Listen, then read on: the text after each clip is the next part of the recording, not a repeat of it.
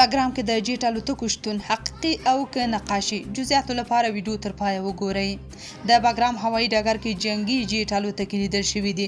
د سپوږمکۍ انځورونه ښایي چې افغان حکومت په باګرام هوایي اډه د جنگي جیټ الوتکو انځورونه پر ځمکه رسم کړي دي. دا نقاشي د اصلي الوتکو په اندازه سایز او رنګونو جوړ شوي دي چې له فضا داسې ښکاره کوي چې باګرام هوایي اډه مصروفه او الوتکې پکې شته، خو په حقیقت کې هیڅ هوایي ځواک نشته او اډه تشه ده.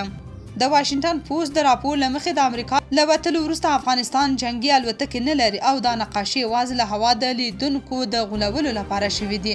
سپوږمکۍ انځورونه ښایي چې د اډې د هوایي او پوځي وسایلو شمیر محدود دی او ډیری یا له کاره غورځېدلي یا نمایشي دي. باګرام چې مخکې د امریکا او ناټو د عملیاتو مهم مرکز و، اوس یوازې د محدود پوځي فعالیت نښې لري. شنونکي وایي دا اقدام د بهرنیو څارونکو د غولولو، کورني تبلیغاتو او د واک ښودلو لپاره دی. راپور زیاتوي چې افغان حکومت د پخوانیو امریکایي اډو د اقتصادي کارونې پلان لغوه کړی او ځینې کانتینرونه یې ځای پر ځای کړي او نوي دیوالونه یې جوړ کړي څو د اډې لیدنه محدوده شي. د واشنګټن پوسټ راپور وایي همدارنګه ځینې وسایط او الوتکې د پرزو لپاره ټوټې کیږي. د امریکا پخواني ولسمشر ډونالډ ټرمپ په وروستیو میاشتو کې د باګرام د بیرته ترلاسه کولو خبرداری ورکړل، خو افغان حکومت په ټینګار ویلي چې هیڅ بهرنی نظامي حضور نه مني او د باګرام د سپارلو خبره ردوي.